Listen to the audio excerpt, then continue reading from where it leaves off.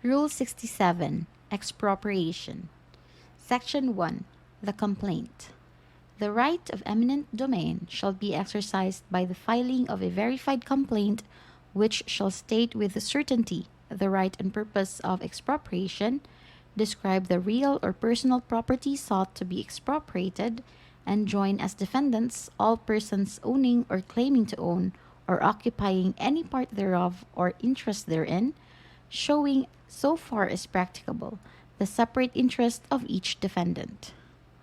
If the title to any property sought to be expropriated appears to be in the Republic of the Philippines, although occupied by private individuals, or if the title is otherwise obscure or doubtful, so that the plaintiff cannot, with accuracy or certainty, specify who are the real owners, averment to that effect shall be made in the complaint. Section 2. Entry of plaintiff upon depositing value with authorized government depositary. Upon the filing of the complaint or at any time thereafter and after due notice to the defendant, the plaintiff shall have the right to take or enter upon the possession of the real property involved if he deposits with the authorized government depositary an amount equivalent to the assessed value of the property for purposes of taxation to be held by such bank subject to the orders of the court. Such deposit shall be in money, unless in lieu thereof the court authorizes the deposit of a certificate of deposit of a government bank of the Republic of the Philippines, payable on demand to the authorized government depositary. If personal property is involved, its value shall be provisionally ascertained, and the amount to be deposited shall be promptly fixed by the court. After such deposit is made, the court shall order the sheriff or other proper officer to forthwith place the plaintiff in possession of the property involved and promptly submit a report thereof to the court with service of copies to the parties. Section 3. Defenses and objections. If a defendant has no objection or defense to the action or the taking of his property, he may file and serve a notice of appearance and a manifestation to that effect, specifically designating or identifying the property in which he claims to be interested within the time stated in the summons. Thereafter, he shall be entitled to notice of all proceedings affecting the same. If a defendant has any objection to the filing of or the allegations in the complaint, or any objection or defense to the taking of his property, he shall serve his answer within the time stated in the summons. The answer shall specifically designate or identify the property in which he claims to have an interest, state the nature and extent of the interest claimed, and adduce all his objections and defenses to the taking of his property. No counterclaim, cross-claim, or third-party complaint shall be alleged or allowed in the answer or any subsequent pleading.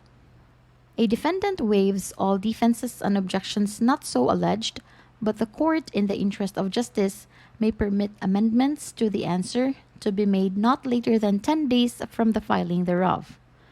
However, at the trial of the issue of just compensation, whether or not a defendant has previously appeared or answered, he may present evidence as to the amount of the compensation to be paid for his property, and he may share in the distribution of the award.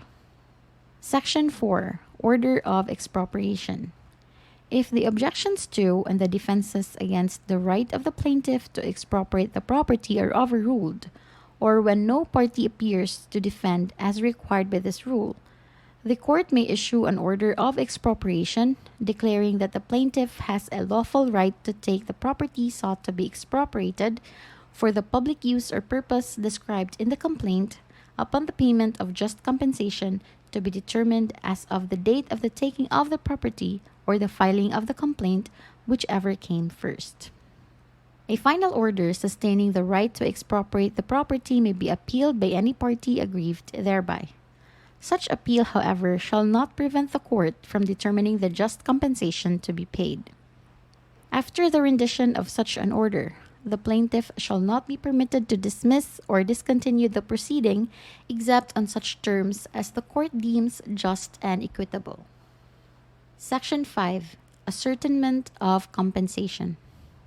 Upon the rendition of the order of expropriation, the court shall appoint not more than 3 competent and disinterested persons as commissioners to ascertain and report to the court the just compensation for the property sought to be taken. The order of appointment shall designate the time and place of the first session of the hearing to be held by the commissioners and specify the time within which the report shall be submitted to the court. Copies of the order shall be served on the parties. Objections to the appointment of any of the commissioners shall be filed with the court within 10 days from service and shall be resolved within 30 days after all the commissioners shall have received copies of the objections. Section 6. Proceedings by Commissioners. Before entering upon the performance of their duties, the commissioners shall take and subscribe an oath that they will faithfully perform their duties as commissioners, which oath shall be filed in court with the other proceedings in the case. Evidence may be introduced by either party before the commissioners, who are authorized to administer oaths on hearings before them, and the commissioners shall, unless the parties consent to the contrary, after due notice to the parties to attend, view, and examine the property sought to be expropriated and its surroundings, and may measure the same, after which either party may, by himself or counsel, argue the case. The commissioners shall assess the consequential damages to the property not taken and deduct from such consequential damages the consequential benefits to be derived by the owner from the public use or purpose of the property taken, the operation of its franchise by the corporation, or the carrying on of the business of the corporation or person taking the property. But in no case shall the consequential benefits assessed exceed the consequential damages assessed, or the owner be deprived of the actual value of his property so taken. Section 7. Report by Commissioners and judgment thereupon. The court may order the commissioners to report when any particular portion of the real estate shall have been passed upon by them, and may render judgment upon such partial report, and direct the commissioners to proceed with their work as to the subsequent portions of the property sought to be expropriated, and may from time to time so deal with such property. The commissioners shall make a full and accurate report to the court of all their proceedings, and such proceedings shall not be effectual until the court shall have accepted the report and rendered judgment in accordance with their recommendations. Except as otherwise expressly ordered by the court, such report shall be filed within 60 days from the date the commissioners were notified of their appointment, which time may be extended in the discretion of the court. Upon the filing of such report, the clerk of the court shall serve copies thereof on all interested parties, with notice that they are allowed 10 days within which to file objections to the findings of the report if they so desire. Section 8. Action upon Commissioner's Report. Upon the expiration of the period of 10 days referred to in the preceding section, or even before the expiration of such period, but after all the interested parties have filed their objections to the report or their statement of agreement therewith, the court may, after hearing, accept the report and render judgment in accordance therewith, or, for cause shown, it may recommit the same to the commissioners for further report of facts. Or it may set aside the report and appoint new commissioners, or it may accept the report in part and reject it in part, and it may make such order or render such judgment as shall secure to the plaintiff the property essential to the exercise of his right of expropriation, and to the defendant just compensation for the property so taken. Section 9. Uncertain ownership, conflicting claims.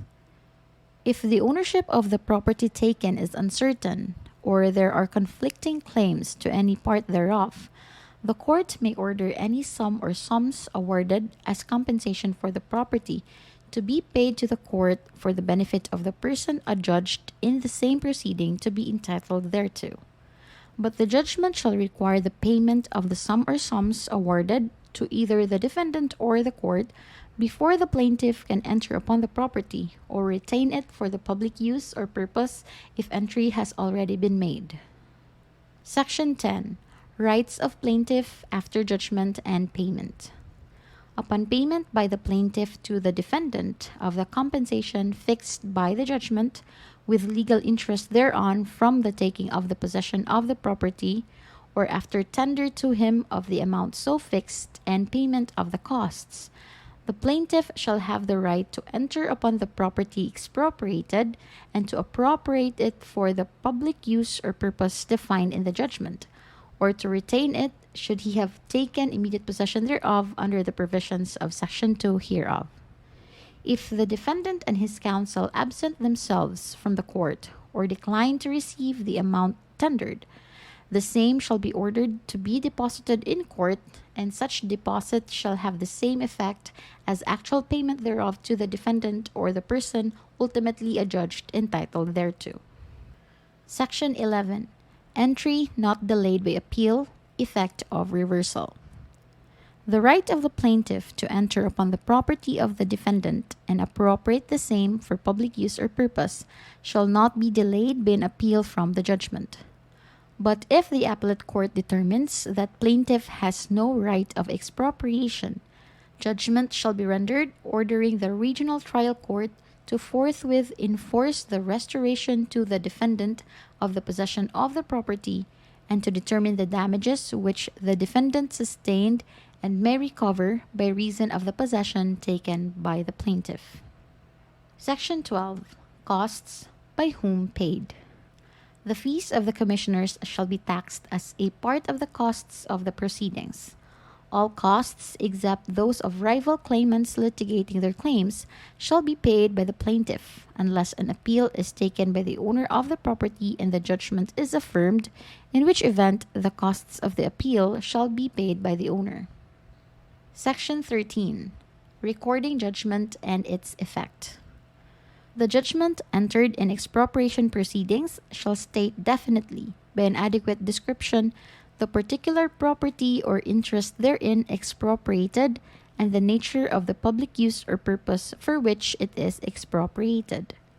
When real estate is expropriated, a certified copy of such judgment shall be recorded in the registry of deeds of the place in which the property is situated, and its effect shall be to vest in the plaintiff the title to the real estate so described for such public use or purpose. Section 14. Power of guardian in such proceedings.